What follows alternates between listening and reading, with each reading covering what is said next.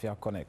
And moving on, a day after Nigeria celebrated its independence, 2 bomb blasts occurred in the nation's capital, Abuja. The blasts occurred roughly a quarter of an hour apart. The first blast reportedly occurred in the Kuje area, while the second hit Nyanya, also a suburb in the Abuja.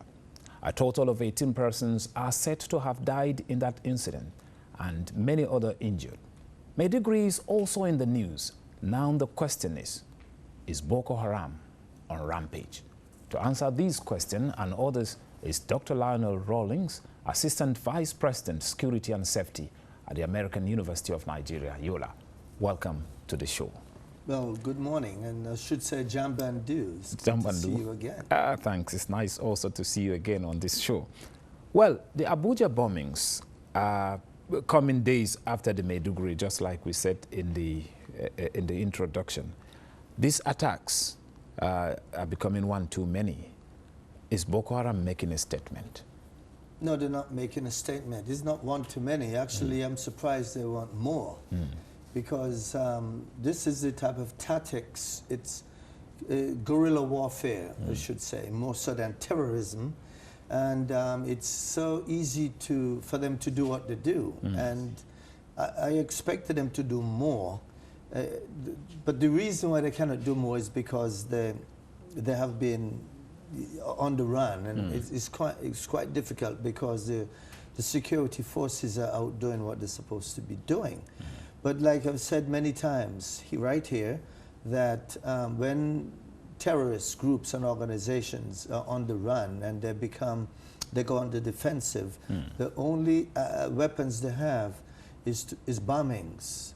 And more so, the easiest choice of bombings is suicide bombing and the use of females in the suicide bombings. Well, why the use of females this time around by terrorists? Why? Oh, good question. They're more easy to indoctrinate because of the mindset. It's a lot easier to find a young girl, not woman, but a young girl, and indoctrinate them into joining the cause or the fight, more so than it is with a man. Also, a woman or a girl can get into and out of situations a lot easier and least suspected than a man would. A woman can walk in with a bomb wrapped around her, and she can walk in almost quite easily without someone suspecting as easily as they would suspect a man. Also, a lot of women have lost relatives in the fight, and they just want to create revenge for their husbands or the brothers or the fathers who have been killed in the battle. So women can be used quite easily, and women are used, like for example, to carry a dead baby on the back, but the child is dead, but inside the body of the child it's something else. Is weapons, explosives. So when you see a woman somewhere, if anybody listen and you see a woman coming on a bus or in a church or in a mosque, or, well, I don't know about a mosque, but anywhere with a baby strapped around, make sure that she wakes up that baby. And if the baby doesn't come awake, then you better get out of that situation quickly, because it's not it's a bomb. Should we be worried, with this new trend now of bombings here and there? Well, I wouldn't say worried, but be concerned, because if you worry, you're not going to live life the way you want to, and you're not going to do the things you want to. You're not going to go shop. You're not going to go and have a good time. You probably wouldn't even go to work if you become so worried to the extent that you become paranoid. But you should be concerned that every time you see anything unusual, whether it's a male or female, acting unusually strange around you, you need to speak up and say something. In other words, if you see something again, say something. And but yes, be concerned, but not to be so worried that it affects the way you live and the things you do. But why are these terrorists turning, to markets and motor parks to launch attacks? Why the choice of these places? Because that's the places that have the most people and create the biggest impact. And it's a killing zone. That's where you can kill more people. And that is why people should try to avoid crowded places. Beer parlors, churches, mosques, marketplaces, train stations. It's places where you can get enough bang for your money. There's nothing gained if a suicide bomber killed herself and only 2 people. There's nothing gained. But if she can go into a place and kill herself and in so doing kill 20 people and injure 50, then she has done her job. And also too, being a suicide bomber is being glorified in some societies.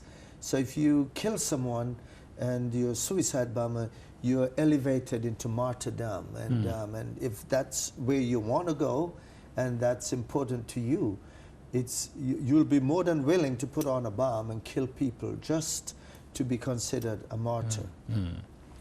What then should be the response of the public, the government, security operatives regarding markets, those public places that are easy targets for the terrorists? Well, you have to monitor these places. You can't just assume that these places are safe. Let's say the market that we have in Jamaica. I think you only have three gates or something like that. Yeah. The gates are not that many, so there's always a congestion. There's always a big flow of traffic going through those gates. I would perhaps say, make more gates and open more gates, so you allow more people in, but not so congested as they normally would be. And then check people coming in. It's tedious and it's time consuming, but it's worth every bit of it, because if at the end of the day no one is dead and everyone goes home alive because you took the time to check everyone, then that's what you're supposed to do, because the terrorist is not going to take the chance to get caught. And if they get caught, they're going to blow themselves up anyways, because they don't want to be captured. So they will kill people nonetheless. If you go into church or go into a mosque, check everybody going in. If it is a female and she's wearing a hijab and she's bulky, check her. Now, I know it's not a culture to check women, but we're in the 21st century. And with the present situation here. And the situation calls for changes. We cannot live the way we lived 100 years ago or 2,000 years ago. This is the 21st century. If females are being used as suicide bombers to kill people, you must check every female who come in those doors. And if they don't want to be checked, then don't go in those doors. Avoid them. Then this is how we need to fix this situation. And women have been used in terrorism since the 19th century, and even before. It's not just recently. No, they've been used. The word terrorism is not Arabic or British or Nigerian or Boko Haram. It came from the French Revolution, terrorismo. Okay. And that's the word they used, terrorismo, during the French Revolution. It was created by a man named Robespierre. Okay. See the kind of education you get in today? It's a good one. Yeah, it was created by the French during the French Revolution, and they call it terrorismo. And they use the same kind of tactics that that Boko Haram is using today, back then. And they used women profusely. They didn't use them as suicide bombers, but they were like decoys, lookouts, spies. Some even used weapons of war. Remember, there was a woman called Joan of Arc. She was a terrorist, and there's a big statue of her in Paris. Okay. So even terrorists get their statues at some point, because one man's terrorist is another man's freedom fighter. So you see how things become muddled. So women being a part of this system, a part of the struggle, a part of every war, every revolution, ever since time immemorial. Should we be worried now with the recent developments and, you know, the allegiance of Boko Haram to ISIS with what we are seeing today? Not quite, not yet, because ISIS is on the run too. I mean, they're getting a pounding by the Russians and by the Americans, and so they're not as active as they once were. So they now have to really cover themselves, and they really got to go underground. And they're not in any position to help Boko Haram.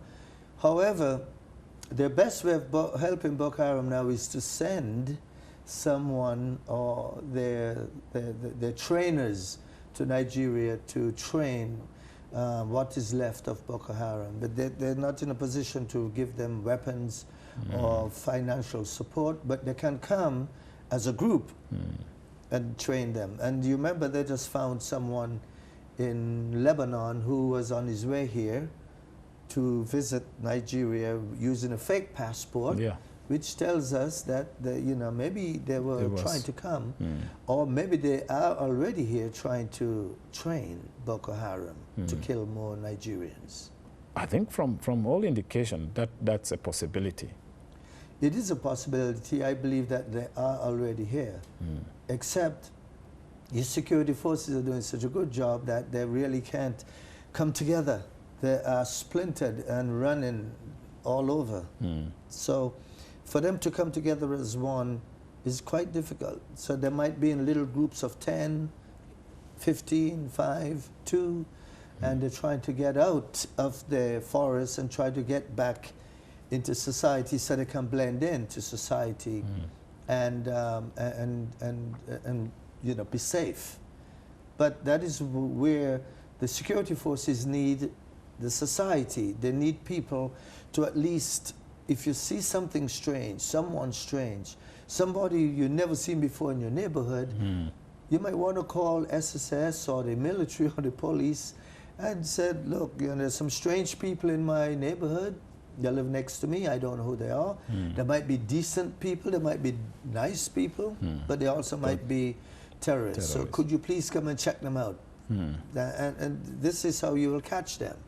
And then this is how we help the security forces, because they can't be everywhere. And they can't do it by themselves. We have to help them do this. And if we don't help them, it's just making it more difficult for them and more dangerous for us. Okay. Well, let's take a break now. The show continues shortly. I've been talking with Dr. Rawlins of the American University of Nigeria here in Yola. We'll be back with more.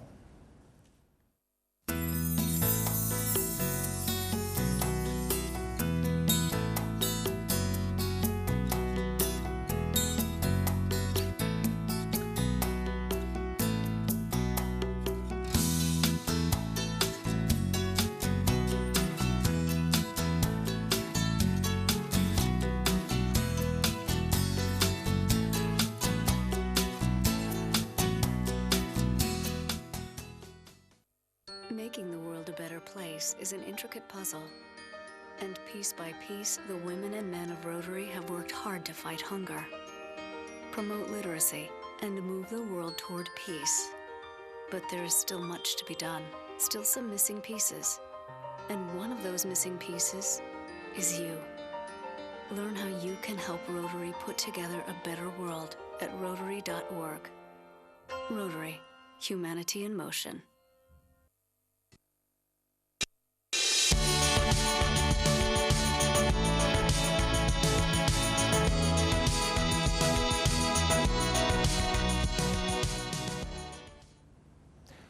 Welcome back. If you have just joined us, this is the Breakfast Show, Safiya. A reminder that later on the show, we'll be looking at World Teachers' Day, which is celebrated this day. But back in the studio, we have been discussing how to improve security in Nigeria with recent explosions in the country.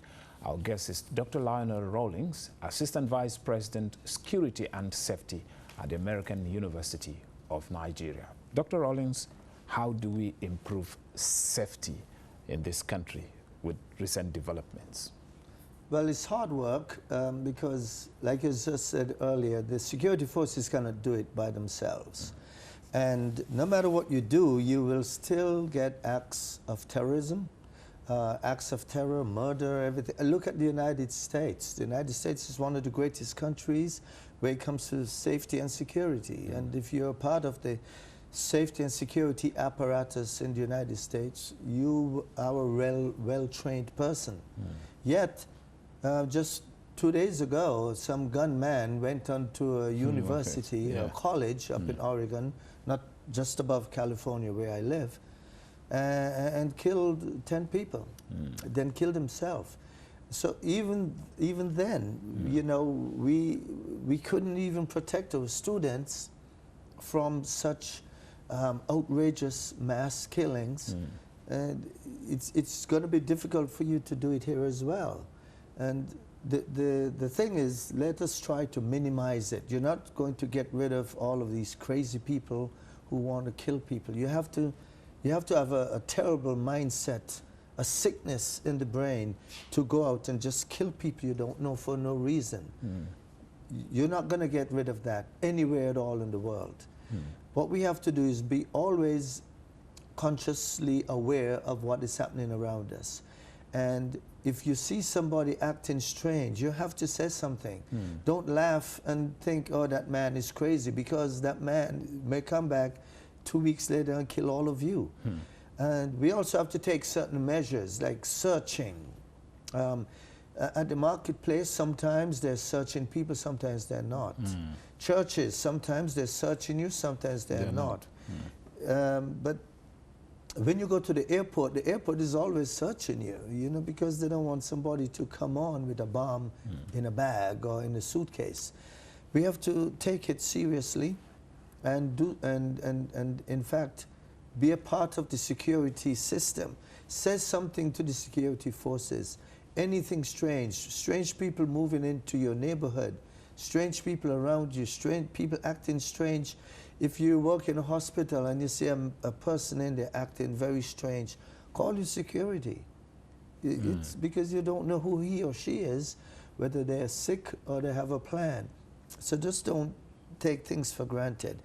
And work with the security forces. I know that there is distrust between the security forces and the population. And it is noted, and it is quite true, and there's a good reason for that. But we have to change that mindset and find a way to work with the security forces and give them information and knowledge that they can use to help wipe out this tourism, and not terrorism, but also just the things like human trafficking and drugs, the gun smuggling, just the high rate of crime and criminal behavior. We need to wipe out all of it. And because, you know, Nigeria is not just terrorism. There's kidnappings, there is ethnic violence, there is violence between the farmers and the herdsmen and all that stuff. We have to fix all of that. And because if it's not one, it's the other. And we have to do it as a people, and we're working in concert and in conjunction with security forces. But when there is a distrust between the security and the public, is it possible to win the war? It's very difficult to win the war when there is distrust. Look, there are people out there right now who, they will not join Boko Haram. They will not join them. They don't even want to have anything to do with Boko Haram.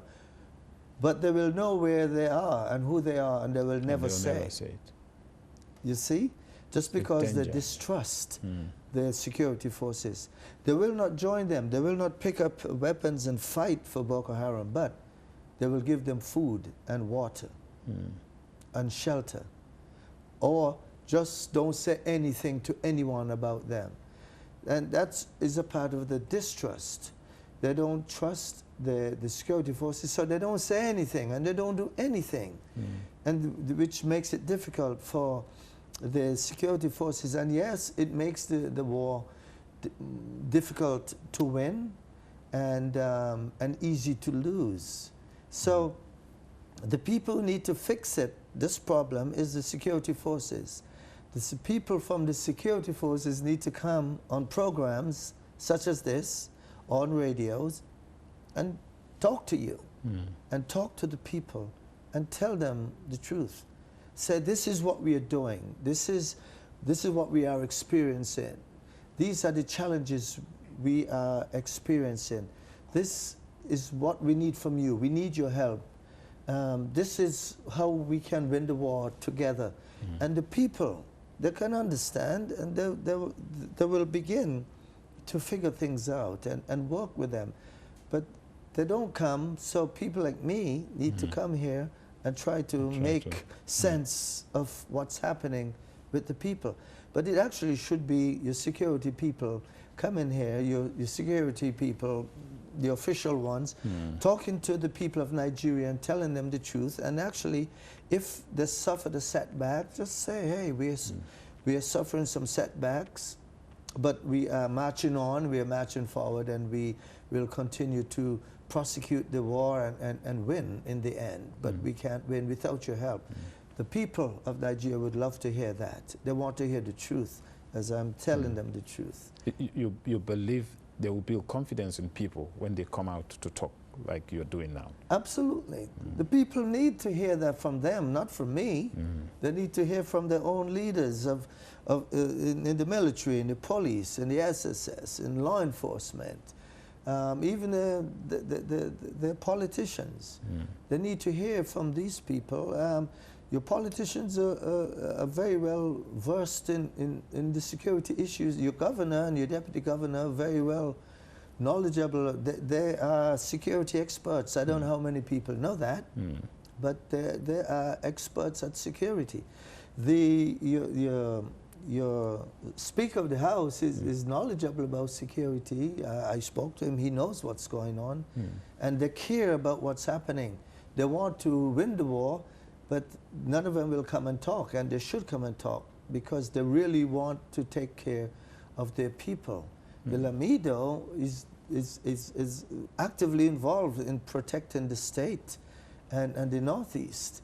He's doing things that people don't know that he's doing to help protect us, and these are some of the reasons why we are safe. But nobody knows what he's doing, and I think he should tell people. Well, I shouldn't tell the Lamido what to do, but his people should come and tell the people what he's doing, because they don't know. And he's doing a fantastic job of protecting the state, but people don't know that. And but people need to hear these things from them, not from people like me so much, but they need to hear from those people as well. You believe people should go through some form of training of self-defense? Actually, that's not a bad thing. Yes, I do believe it can create two things. If you train a man too much, and he may take that training and take it on to another level and use it against his own people. So you have to be careful how much you train the people. But you can train them in civil defense. There's a thing called civil defense. I can train people. I've done it in different countries where you teach people how to protect themselves and what to do and what to see. Not just from, it's not just about Boko Haram or a robber or thief, but what if there's a flood in Jamaica or Yola? If there's a flood, what do you do? How many people know what to do? If there's a fire in Yola and Jamaica and the place is burning, what do you do? Where do you go? How do you act? How do you behave?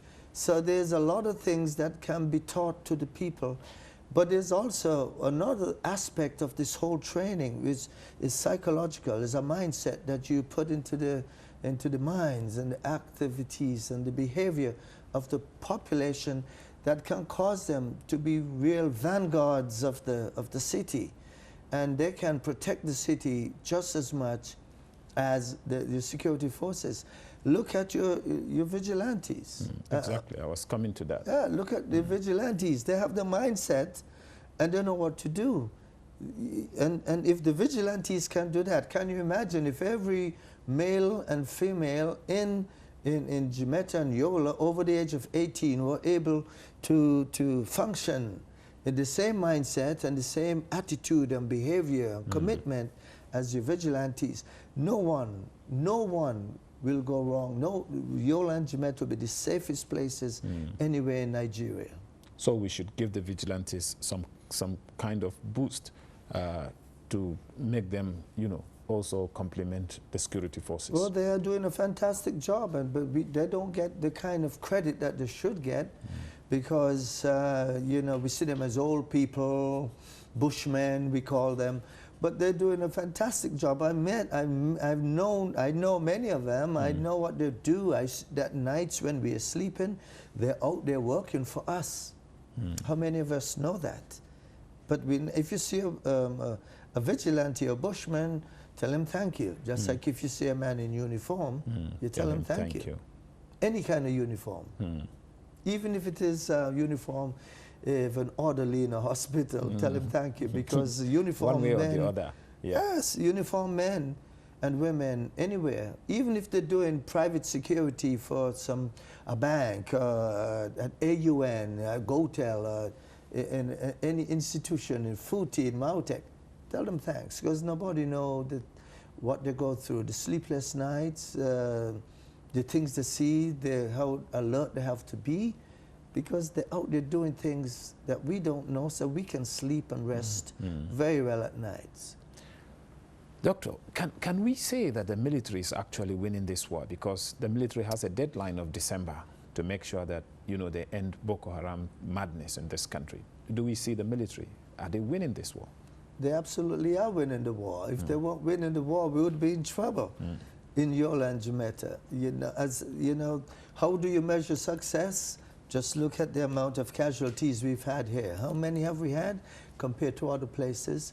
And if you can see how things have diminished from 6 months ago or more, you will see that is the measure of success. And they are actually doing a good job. Once again, I said I believe that the president, you know, he's the president, so I can't tell him what to do, but I would not have said, I give you until December. I would have just said, I need the war to end right away. And because if December comes around and there is still, you know, bombs going off, the people will say, I thought you said we can fix it by December. And yet there are bombs going off. And there will be bombs going off in January, February, March for the next 10 years. And if it's not from Boko Haram, it'll be from someone else. So I'm totally against giving timelines. But I would say that they will be able to actively diminish the activities of Boko Haram tremendously by December. And all will be well. Okay. Recently, the military came out to say that it would demolish any facility that is found harboring Boko Haram, you know, people, or any family that harbors such wicked people. Is that a very good development for people, so that innocent people are not caught up in that way? Well, again, that is where the problem comes in. If you're going to be killing innocent people because this building harbors Boko Haram, what if half the building is not harboring Boko Haram? Do you kill everyone? No, you can't do that. And if you do that, it's going to cause and create an outrage throughout the world. Now look at what happened in Afghanistan. They just accidentally bombed a hospital. And people are calling it war crime. And I can tell you from being in the war in Afghanistan myself, no country, no normal modern 21st century country will intentionally bomb a hospital. It's just not acceptable, and no one does it. So it was bombed, but it was collateral damage. And if it actually was proven that a bomb dropped there, then we can say it was an accident. So if by doing that, the military here killed some civilians just to get rid of the group of people of Boko Haram who are living in the building, is going to create a lot of outrage, maybe not in Nigeria, but in the rest of the world, because the rest of the world are very cautious and are very conscious of the fact that in the past, the Nigerian military or security forces, they say, have done some humanitarian atrocities, and so they have to be very careful how they prosecute the war against Boko Haram and try the very best not to kill innocent civilians. Okay, Doctor, we'll take a short break and we'll return to continue this program. We've been talking how to improve security and safety in Nigeria in the light of recent attacks here and there. We'll be back shortly. Don't go away. This is a tree that was never chopped down to make a crutch that was never needed by a child who never got polio because a vaccine was never in short supply. Thanks to people whose compassion wasn't either. You can help Rotary end polio now. Learn how you can help at rotary.org/endpolio. Rotary, humanity in motion.